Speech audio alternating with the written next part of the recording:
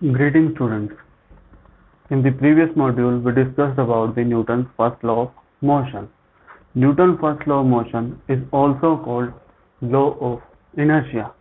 So during that module, we discussed the meaning of inertia.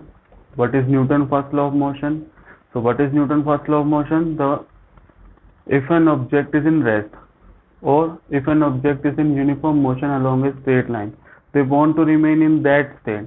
If some object is in rest, want to remain in the rest. If some object is in uniform motion along straight line, want to remain in the state of that state of uniform motion, unless external unbalanced force is applied on that particular object to change its state. कि कोई भी object है अपनी position जो है, जिस भी position में वो है, रेस्ट में है तो रेस्ट में ही रहना चाहता है, मोशन में है तो मोशन में रहना चाहता है, सीधी डायरेक्शन में ट्रेवल कर रहा है स्ट्रेट लाइन में तो स्ट्रेट लाइन में ही रहना चाहता है. It doesn't want to change its state unless external unbalance forces apply. कि जब तक हम बाहर से एक्सटर्नल अनबैलेंस फोर्स नहीं लगाएंगे तब तक वो अपनी पोजीशन को चेंज नहीं करेगा, जिस भी स्टेट में उसी में रहना चाहेगा. So we also discuss the inertia की जो प्रॉपर्टी है जिसकी वजह से कोई भी ऑब्जेक्ट मोशन में है तो मोशन में रहना चाहता है. If it is in rest want to remain in the state of rest. So we discussed the three types of inertia: inertia of motion, inertia of rest and inertia of direction. कि rest के लिए कौन सी property responsible है? inertia of rest. Motion के लिए कौन सी property responsible है? inertia of motion. And for the direction, inertia of direction. So in this module we will discuss about the examples of Newton's first law of motion. So I have written up to 7 examples, and one more thing, you can find these examples in the form of questions in your NCERT, in the form of NCERT in-text questions. I think first, second, third, they are the part of NCERT in-text question. 6th and 7th is the part of NCERT exercise question, and 4th, 5th, that you can find in the NCERT theory portion of the Newton first law. So we will start with the first example. कि some of the leaves get detached from the tree if we vigorously shake its branch. कि अगर हम किसी tree की branch को जोर से shake करते हैं तो उसमें से कुछ एक लीव्स जो होते हैं वो नीचे गिर जाते हैं, वो डिटैच हो जाते हैं. What is the reason behind this? Initially, leaves on the tree branch are rest. So according to the inertia of rest, they want to remain in the state of rest. कि वो rest में ही रहना चाहते हैं, वो अपनी position को change नहीं करना चाहते. But as soon as we apply the force on the branch of tree, तो ब्रांच जो होती है ट्री की वो किस में आ जाती है? मोशन में. ट्री के लीव्स जो ब्रांच के ऊपर लीव्स होते हैं, they want to remain in the state of rest, तो वो मोशन में नहीं आना चाहते. तो उसकी वजह से क्या होता है, जब हम एक्सटर्नल फोर्स लगाते हैं तो उसके साथ साथ क्या होता है कि कुछ एक लीव्स होते हैं, उनका जो बॉन्डिंग होती है, अटैचमेंट होती है with the branch which is weak, so they get detached. So how to write the answer for this one? First is branch and second is leaves. So why the leaves get detached? Due to the inertia of rest of tree leaves.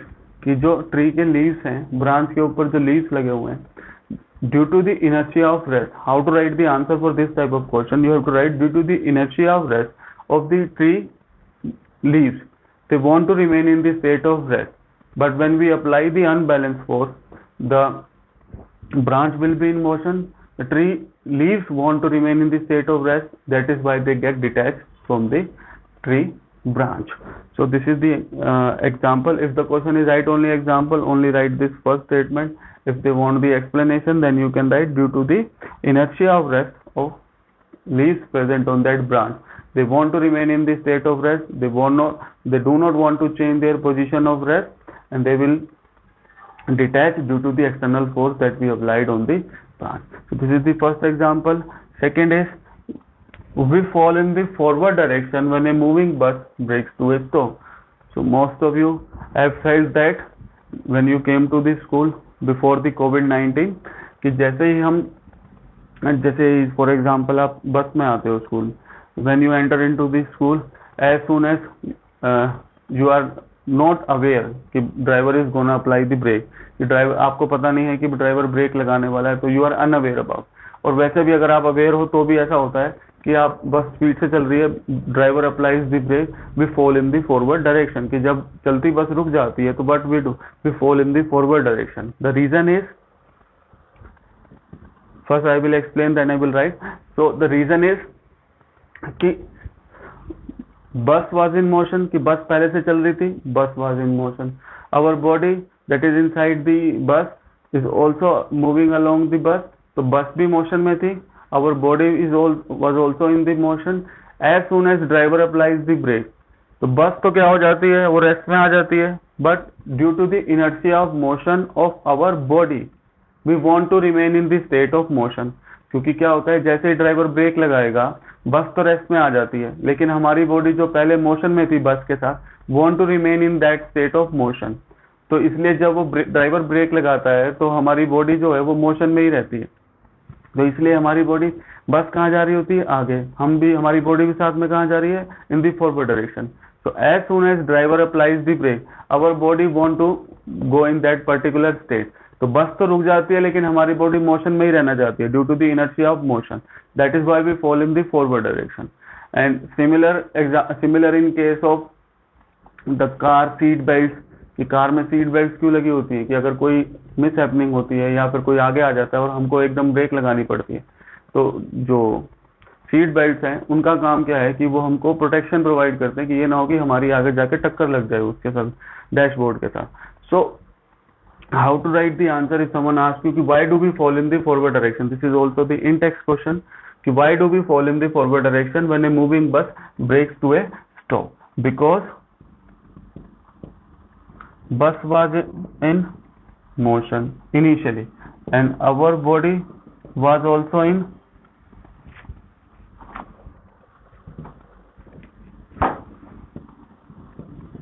initially bus was in motion, our body was also moving along the bus and it was also in the motion, but when driver applies the brakes, कि break लगाने के बाद क्या हो जाता है, due to the inertia of motion of our body, due to the inertia of motion of our body we want to remain in the state of motion। so when driver applies the brake we fall in the forward direction due to the inertia of motion of our body। in the opposite case, bus was at rest and all of a sudden driver accelerate the bus, we fall in the backward direction, कि हम बस में बैठे हुए हैं, बस अभी start नहीं हुई और all of sudden driver accelerate करता है और उसको बाहर की तरफ लेके जाता है, तो हम क्या करते हैं, जैसे हम बैठे होते हैं ड्राइवर एकदम स्टार्ट कर देता है तो हम क्या करते हैं, we fall in the backward direction. The reason is due to the inertia of rest of our body। So the reason for this is bus was at rest, we were sitting inside the bus, we were also at the rest। as soon as the bus accelerate, बस चलना शुरू कर देती है, motion में आ जाती है, but our body that was already in the rest tends to remain in the state of rest, कि हमारी बॉडी जो रेस्ट में थी वो अभी भी किस में रहना चाहती है, रेस्ट में रहना चाहती है, बट जो बस होती है वो चलने लग जाती है। so that is why बस आगे मूव करती है, हमारी बॉडी वहीं पे रहना चाहती है, तो बस आगे चली जाती है, हमारी बॉडी वहीं पे रहती है, तो हम पीछे की तरफ जाते हैं, कि हम पीछे रह गए, बस आगे चली गई। ठीक है, तो the simplest explanation for this is कि as soon as the driver start the bus, accelerate करता है, our body was in rest, so our body tends to remain in the state of rest, so that is why bus move in the forward direction, और हमारी body rest में ही रहना चाहती है, तो वो किस तरफ जाती है, पीछे की तरफ जाती है।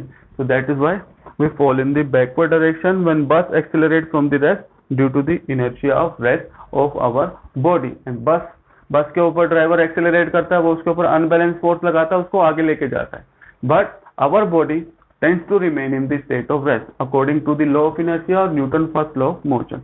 तो हम कहाँ रह जाते हैं, पीछे रह जाते हैं, और बस आगे निकल जाती है, तो इसलिए हम पीछे की तरफ गिरते हैं।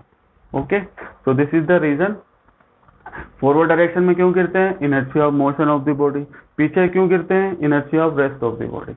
वन मोर एग्जाम्पल इज कि when we take the sharp turn, You were sitting in a bus or motor car at a high speed. When we take a sharp turn, तो हम क्या करते हैं, जैसे वो इधर की तरफ टर्न लेता है तो हम इधर की तरफ गिर जाते हैं. We fall in a particular direction. कि when a motor car takes a sharp turn at a high speed, we tend to get thrown to the one side. हम एक साइड पे दूसरी साइड पे गिर जाते हैं. The reason is due to the inertia of direction of our body. So what is the Newton first law? If we are moving in a straight line, हम सीधे जा रहे थे, all of a sudden उसने turn लिया तो हम दूसरी साइड पे गिर जाते हैं. The reason is our body was going in the forward direction, let us assume in straight line at a particular speed. All of a sudden driver take the sharp turn and enter into our school. ये आपके साथ बहुत बार हुआ होगा कि जैसे वो enter करता है, हम अगर वो हाई स्पीड पे एंटर करेगा तो हम एक साइड पे गिरते हैं. Because due to the high speed our body, or according to the Newton first law of motion, if a body is moving in a uniform motion along a straight line, it tends to remain in that state. लेकिन वो external force लगने की वजह से वो कहाँ होता है, एक पर्टिकुलर डायरेक्शन में मूव कर जाता है. और हमारी बॉडी किस में रहना चाहती है, want to move in a straight line. तो हमारी बॉडी स्ट्रेट लाइन में रहना चाहती है, लेकिन एक्सटर्नल फोर्स की वजह से दूसरी डायरेक्शन में हो जाता है.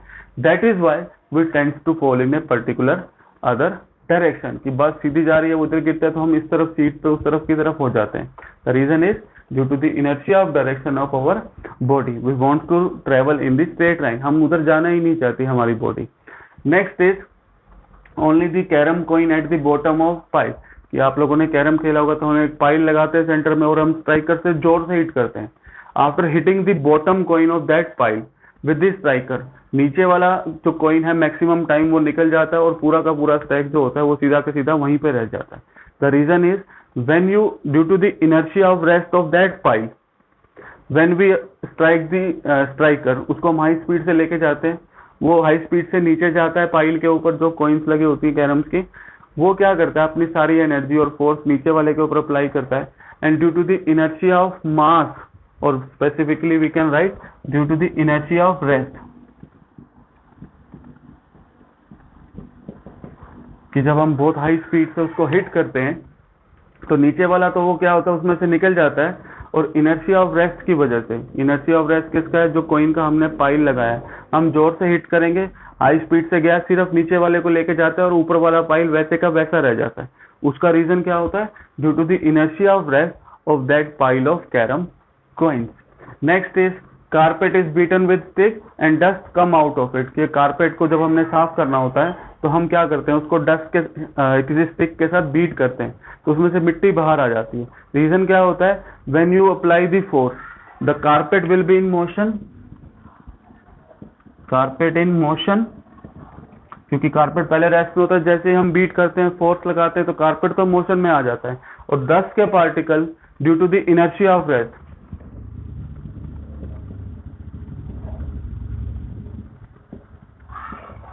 inertia of rest of dust particle, due to the inertia of rest of dust particles they come out of the carpet. कि कारपेट तो मोशन में आ जाता है लेकिन जो डस्ट पार्टिकल होते हैं they tends to remain in the state of rest.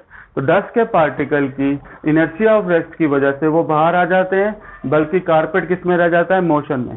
So this is the answer of 6th question. Next is similar to this, luggage is tied over the bus roof or car roof when bus is in motion. कि जब अगर हम बस के roof के ऊपर अपने luggage को रखते हैं तो हमको उसको रोप से क्या करना पड़ता है, टाई करना पड़ता है. द रीजन इज सेम, क्योंकि जब हम बस हमारी मोशन में होती है, जो लगेज होता है वो भी मोशन में होता है, but as soon as the driver applies the brake, तो बस तो किस में आ जाती है, रेस्ट में, लेकिन जो लगेज होता है वो किस में रहता है, मोशन में ही रहता है. तो जैसे ड्राइवर ब्रेक अप्लाई करेगा तो लगेज जो है वो ऊपर से क्या हो जाएगा, बस की रूफ से क्या हो जाएगा, it will fall down. Similarly if the luggage is not tight और बस रेस्ट में है और वो ऑल ऑफ सडन एक्सेलरेट कर देता है, तो जो लगेज है वो किधर जाएगा, पीछे की तरफ, it will fall down from the back of the bus. That is why it should be tied with a rope so that it will not move in the forward direction or in the backward direction. This luggage is similar to this second and third example कि why do we fall in the forward and backward direction in the two cases, कि when driver applies the brake and when bus accelerates from the rest. So I hope this these examples are clear to everyone? If you still have any query, you can write in the comment section. So I hope the most of the Newton first law of motion or law of inertia is clear to everyone after these few examples. So you can take the screenshot of this and you can write these examples in your fair notebook. So thank you students. Now you can take a screenshot.